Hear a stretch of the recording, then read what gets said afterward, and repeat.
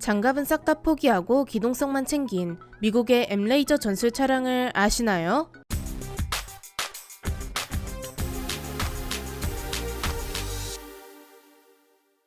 안녕하세요, 지식스토리입니다. 이번에는 미국의 한 전술 차량에 대해 알아볼 텐데요. 강력한 육군을 떠올려 본다면 우직한 전차를 이끌고 적진을 돌파하는 모습이 가장 먼저 상상될 것입니다. 총탄 따위는 간지럽다는 듯이 밀고 나가는 강력함의 대명사이죠. 초기의 전차는 이렇게 단단하긴 했는데 너무나도 느렸습니다. 기동성을 아예 포기한 수준이었죠. 평균적으로 빠르게 걷는 속도보다 느린 시속 6.4km라는 최악의 속도와 40km도 채 되지 않은 항속거리를 보여주고 있었습니다. 이렇게 느리다 보니 많은 문제들이 생겨 안전하고 빠르게 병력을 수송하는 방법이 절실히 필요했습니다. 그래서 장갑차와 같은 개념의 차량들이 등장하기 시작합니다. 장갑차는 전차와 같이 엄청난 장갑을 두르고 있는 것은 아니지만 적당한 기관총 정도는 충분히 막아 병력의 손실을 줄일 수 있었죠. 또한 장갑 무게를 덜어 전차에 비해 훨씬 가벼웠습니다. 덕분에 전차와는 비교도 안 되는 속도로 빠르게 이동했죠. 이런 장갑차는 전차와 같이 이동하며 보병을 수송하는 역할을 수행했습니다. 또한 위험 지역에 신속하게 보병을 전개해 적의 공격에 대응할 수 있었죠. 하지만 장갑차도 보완할 수 없는 단점이 있었습니다. 너무 크기가 컸던 것인데요. 얼핏 보면 전차와 비슷한 크기는 수송 자체도 쉽지 않았고 적진에 몰래 잠입하기도 어려웠습니다. 그래서 미군은 조금 작은 크기의 신속한 수송 차량을 원했습니다. 그렇게 여러 가지의 소형 전술 차량들을 내놓게 되는데요. M274와 같은 초소형 전술 차량부터 어떻게든 작게 만들어 보려고 여러 가지를 시도했습니다.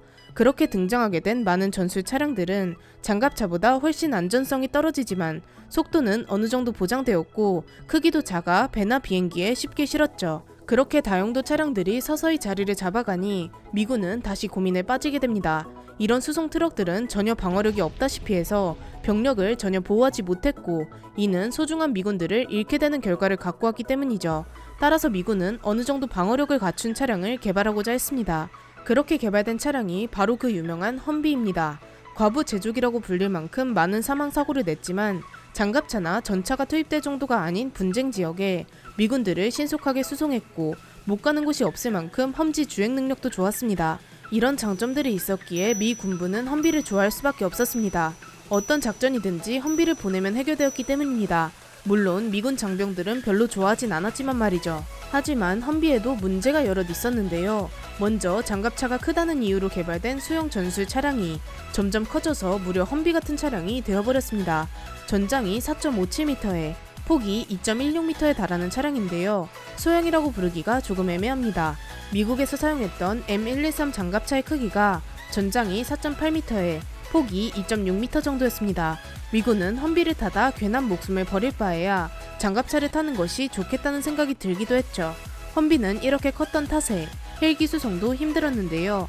시누크에 딱 맞게 들어가도록 설계했지만 정말 말 그대로 딱 맞는 크기라 실전에서 싣고 다니기에는 무리가 있었습니다. 크기와 더불어 다른 문제도 있었습니다.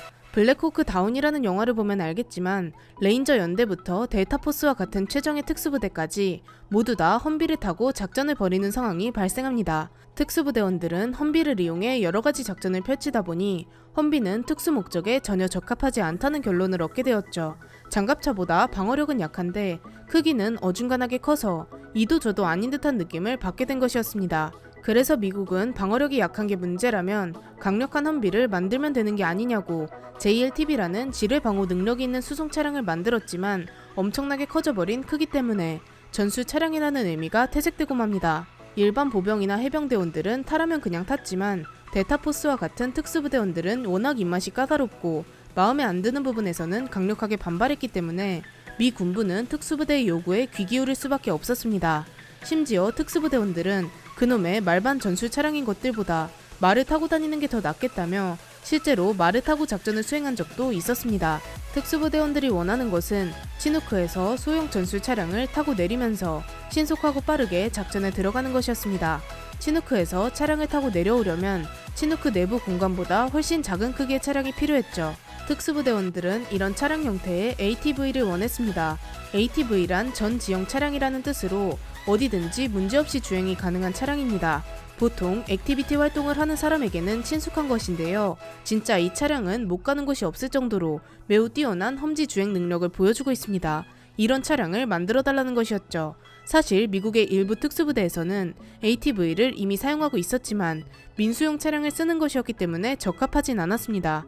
이런 민수용 ATV는 험지는 잘 달려도 총알이라도 하나 맞았다간 기동 불능이 될 것이 뻔했고 지붕도 없었기 때문에 혹시라도 뒤집히면 특수부대원들의 목숨이 위험해질 수 있었습니다. 그래서 미국은 특수부대원들을 위한 전용 ATV 차량의 필요성을 느끼게 되죠. 미국은 ATV 차량 전문 업체인 폴라리스에게 의뢰해 특수부대원들을 위한 전용 ATV를 제작하게 됩니다.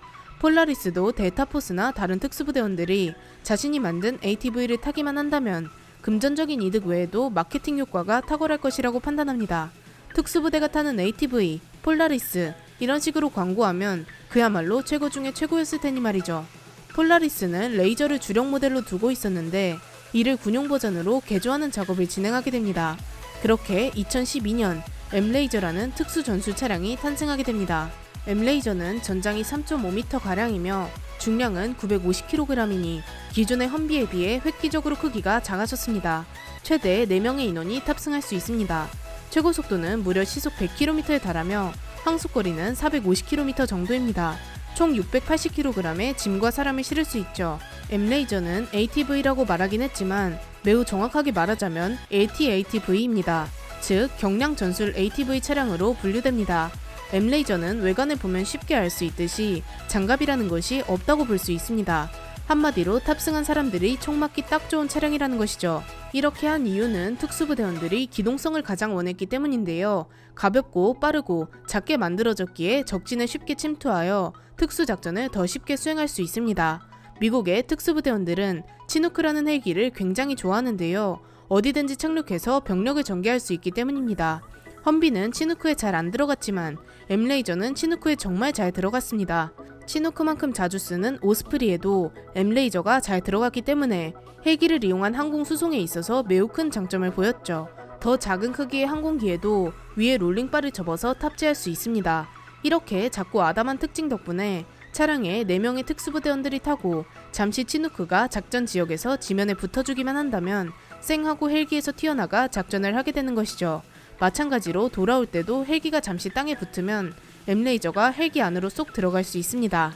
이런 특징 때문에 치누크가 땅에 착륙해서 낑낑거리면서 험비를 땅에 꺼내고 접어뒀던 사이드미러 펴고 이러는 시간이 줄어들어 매우 획기적으로 작전성이 높아진 것입니다. 그리고 ATV다 보니 길이 아닌 곳도 문제없이 달려갈 수 있었습니다.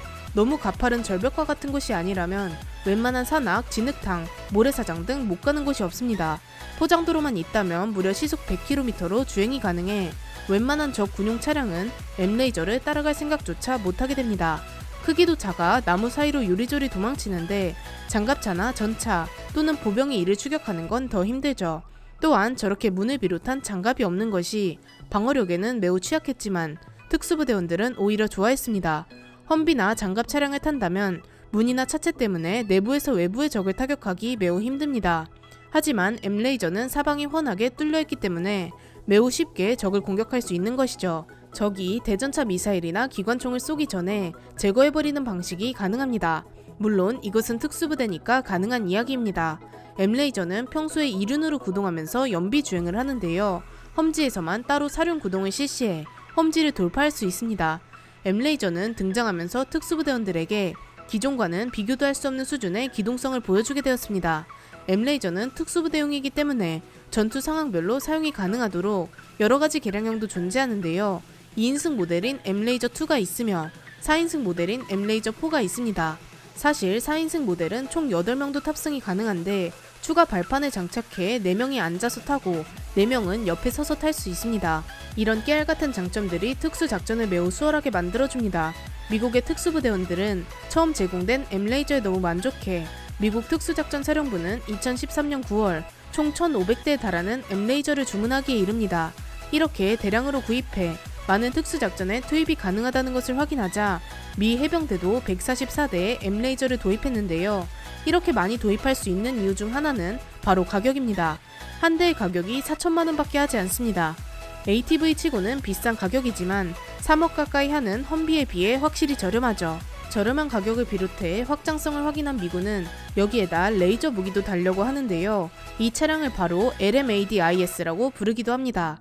이는 항공모함 위에서 적의 드론을 공격하는 등 방어 임무 등을 수행할 수 있을 것으로 보입니다. 이렇게 미국의 특수부대에 발이 되어주는 액티비티 차량 M레이저에 대해 알아보았는데요. 영상을 재미있게 보셨다면 구독과 좋아요 부탁드립니다. 감사합니다. 지식스토리였습니다.